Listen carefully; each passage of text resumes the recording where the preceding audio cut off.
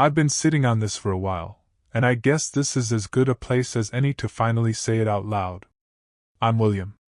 I'm not proud of most of the things I'm about to admit, but this one still messes with my head because I honestly didn't notice when I became the bad guy. This story is about money laundering. Even typing that feels dramatic, like I'm giving myself too much credit. At the time, it didn't feel like a crime. It felt like helping a friend, being flexible, not asking too many questions. That's probably the scariest part. Back then, I was in my early 30s, broke in that special way where you're not desperate enough to steal, but tired enough to bend your morals a little. I had a steady job that barely covered rent, a pile of student loans, and this constant background anxiety that I was falling behind everyone else. Meanwhile, my friend Marcus, who I'd known since college, was doing great. He ran a small but growing business, the kind everyone in our circle quietly admired. Marcus wasn't flashy. That's important. No sports cars, no designer watches. Just a decent office, regular vacations, and a calm confidence I didn't have. When he asked me to help out with some administrative stuff for his business, it felt flattering. Like I was finally being pulled into a better version of adulthood. I didn't wake up one morning and decide to launder money. There was no evil plan, no ski masks, no whispered deals in dark rooms. It started with favors. Small ones. Harmless ones. Or at least that's how I told myself. Looking back, the motive was embarrassingly simple. I wanted stability, and I wanted to feel useful. I trusted my friend, and I trusted the version of myself that believed I was too ordinary to be involved in something criminal. That belief carried me a lot further than it should have. Anyway, this is how it started. Marcus framed it like a side hustle without the hustle.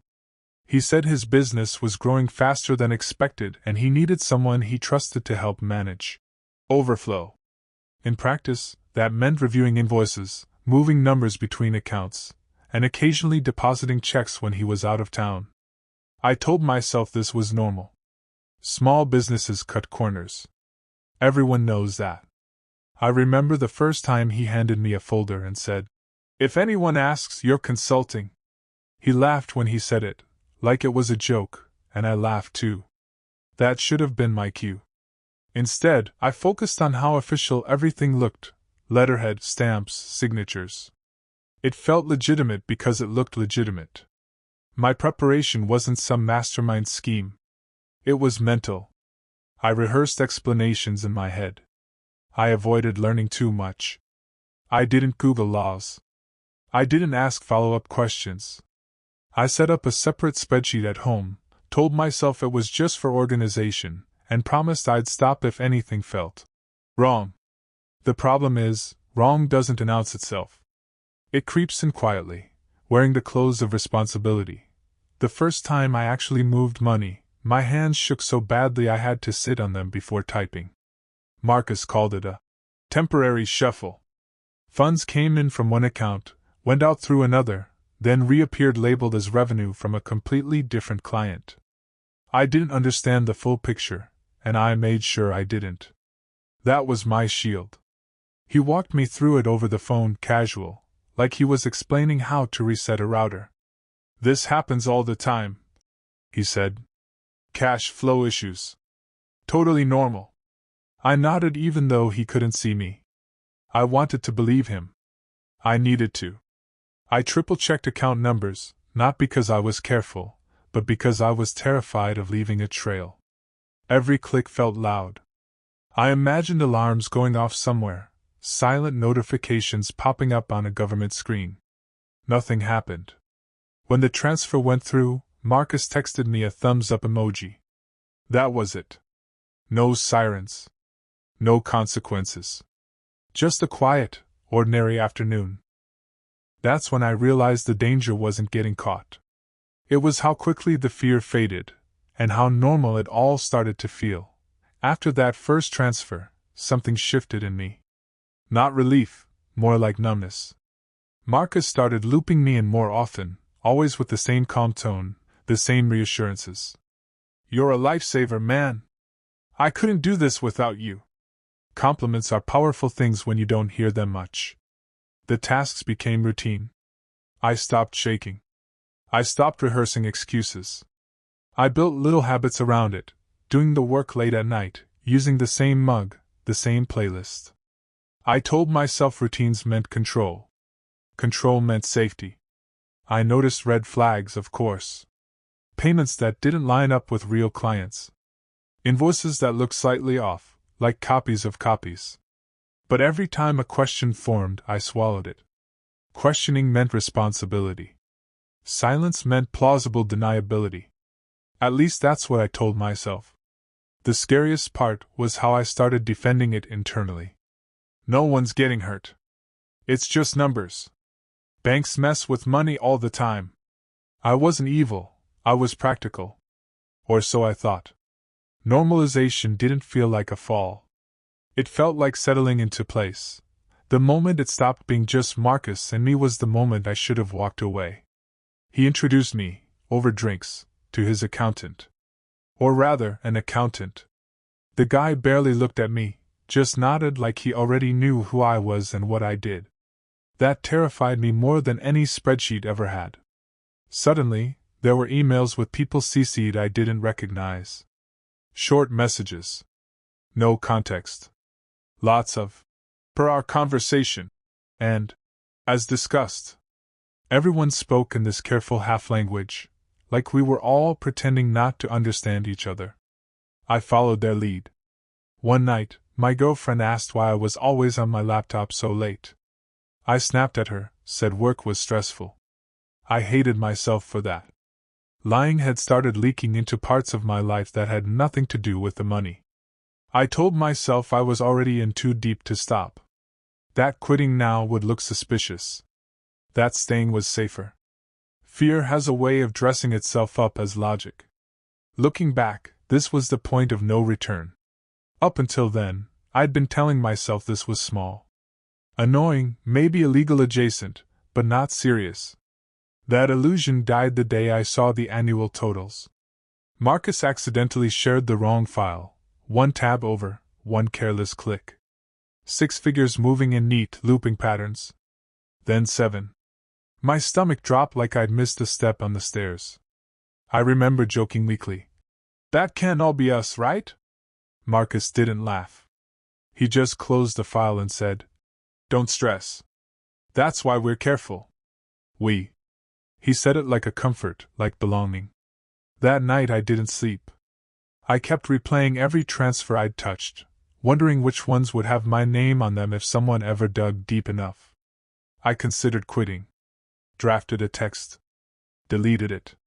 What would I even say? Hey, I just realized we're committing serious financial crimes. Instead, I doubled down on being invisible. Fewer questions.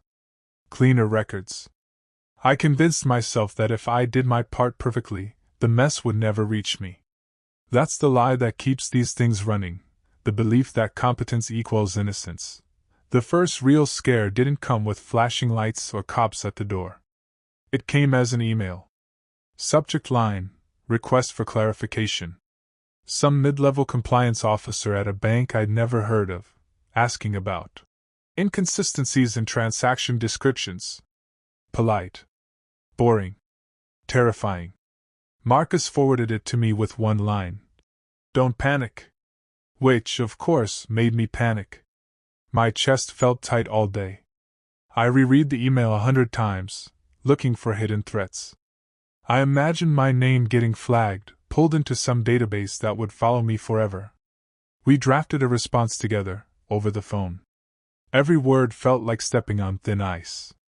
He told me what to say, what not to say, how to sound confused but cooperative. People mess up paperwork all the time, he said. Banks expect that. When we hit send, I felt a rush of adrenaline so strong I had to stand up and walk around my apartment. It worked. They replied with a thank you and closed the ticket. That should have been my exit. Instead, surviving it made me feel invincible, and that was worse. After the bank thing blew over, I started rewriting the story in my head. Not the facts, the meaning. I told myself this wasn't drug money or anything violent. No victims with faces. Just institutions absorbing losses they could afford. That narrative became my emotional armor. I noticed how careful Marcus was about language. He never said, "laundering." He said, "smoothing, routing, cleaning up." I copied him. Words matter. They shape what you're willing to live with. Friends would complain about taxes, about corporations dodging responsibility, and I'd nod along, feeling weirdly superior. Like I knew a secret about how fake the whole system was. That's a gross thought, but it's honest. Still, cracks showed. I jumped whenever my phone buzzed. I avoided checking the mail. I started having dreams where I was explaining spreadsheets to a judge who just shook his head, disappointed. Not angry, worse. I told myself I'd stop once I had enough saved to feel safe. Enough is a moving target. Every time I got closer, the line shifted. I didn't realize I was already paying with something else. My ability to feel clean. The moment things started unraveling wasn't dramatic. It was awkward. Marcus showed up at my place unannounced, eyes bloodshot, talking too fast. He said one of his partners was nervous. That word, partner, was new. My stomach clenched. He paced my living room, explaining how we might need to reroute some funds temporarily, maybe move them through an account in my name. Just for a bit, he said. You'd be compensated. That was the first time I said no out loud. The silence after that was heavy. He stared at me like he was recalculating something. Then he smiled, but it didn't reach his eyes. Okay. Just thought I'd ask. He left soon after. I spent the rest of the night shaking. It wasn't just fear of getting caught. It was the realization that I'd misjudged who I was working with. This wasn't a friend bending rules. This was someone seeing how far he could push me. For the first time, I wondered if I was more disposable than protected. That thought lodged deep and wouldn't leave. After that night, I tried to quietly pull back. I didn't announce anything. I just became slower. Less available. Took longer to reply to emails. Claimed my day job was ramping up. It felt safer than a clean break, like easing off the gas instead of slamming the brakes. Marcus noticed, of course. He always noticed. He'd text things like, "All good?" or, "Haven't heard from you, everything okay?" Nothing overtly threatening, but there was pressure in the politeness. I'd reassure him, then immediately feel sick for doing it. I started saving copies of everything, emails, spreadsheets, timestamps. Not to expose him, not even to protect myself legally. It was more emotional than that. I needed proof that this was real, that I hadn't imagined crossing these lines. Some twisted part of me thought documentation equaled control. At the same time, I rehearsed exit speeches in my head. None of them felt believable. Friendship, money, fear, they were all knotted together. Pulling on one tightened the others. Distance helped my nerves a little, but it also made me realize something worse. I wasn't sure how to leave without making things explode. The news didn't come from Marcus. It came from a mutual friend, casually, over coffee. He mentioned that a couple of businesses in Marcus's industry were being audited. Something about irregular cash flow, he said, stirring his drink. My ears rang so loudly I barely heard the rest. I went home and doom-scrolled for hours, searching for any mention of Marcus's company. Nothing. That almost made it worse. When there's no information, your imagination fills in the gaps with nightmares. Marcus finally called that night. He sounded calm, too calm. Said audits were routine, that his lawyer wasn't worried, that I shouldn't be either. He emphasized that my name wasn't officially tied to anything. Officially did a lot of work in that sentence. I asked what he needed from me. There was a pause. Then, nothing right now. Just stay consistent. I hung up and realized my hands were numb. For the first time, I pictured handcuffs. Not as a metaphor. As a real possibility. The idea that this could spill into my life at any moment made everything else feel fake. Work, plans, small talk. I wasn't panicking yet. I was waiting. And waiting was unbearable. I kept telling myself that if something happened, I'd explain. I'd say I didn't know. That I was just helping a friend with paperwork. That I never saw the whole picture. The lie wasn't for investigators, it was for me. I needed to believe there was a version of this where I stayed innocent. I replayed conversations in my head, editing them retroactively. I focused on the times Marcus reassured me, ignored the moments I nodded instead of objected. Consent by silence is still consent, but I wasn't ready to accept that. The stress started leaking into my body. Headaches that wouldn't go away. A constant tightness in my jaw. I stopped sleeping properly, jolting awake at every sound. My girlfriend asked if I was okay, and this time I didn't snap, I just said I was tired. That felt worse somehow. I considered going to a lawyer. I even looked up local firms. But every search felt like admitting guilt, and I wasn't ready for that step. I told myself I'd wait until I had to act. That's the danger zone, when inaction feels like a plan. Nothing exploded. There was no raid, no dramatic phone call. Things just stopped. Marcus went quiet. Emails dried up. The shared folders stopped updating. One day I realized weeks had passed without a single request. I should have felt relieved. Instead, I felt hollow. All that tension had nowhere to go. I checked the news obsessively, convinced I'd missed something. Eventually, a short article popped up. Marcus's company was restructuring. That was it. No details. No accusations. Just corporate language smoothing over a disappearance. I never heard from him again. I thought about reaching out, but I was afraid of what I might learn, or what reconnecting might imply. Silence became our final agreement. Slowly, my body started to calm down. I slept through the night. My jaw unclenched. But the guilt stayed, quieter and heavier than fear ever was. I'd gotten away with it. That realization didn't feel like victory. It felt like being handed a secret I could never fully put down. I wasn't punished by the system. I was punished by memory. Every time I open a spreadsheet, I still feel it, how easy it was to slide. Life didn't reset to normal. It just moved on without asking my permission. I kept my job. I paid my bills. I laughed at the right times. From the outside, nothing about me screamed former accomplice to a financial crime. That invisibility messed with me more than I expected. I started second-guessing myself constantly. At work, I'd hesitate before sending the simplest email, worried about wording, tone, interpretation. Any request that felt even slightly gray made my pulse spike. I'd overcorrect, become rigid, self-righteous even. People noticed. One coworker joked that I'd turn into the office rulebook. He wasn't wrong. I also noticed how easily I could spot rationalizations in others, little ethical shortcuts dressed up as necessity. It was like learning a language you wish you didn't speak. Part of me felt wiser. Another part felt stained. I never told anyone the full story. Not my girlfriend.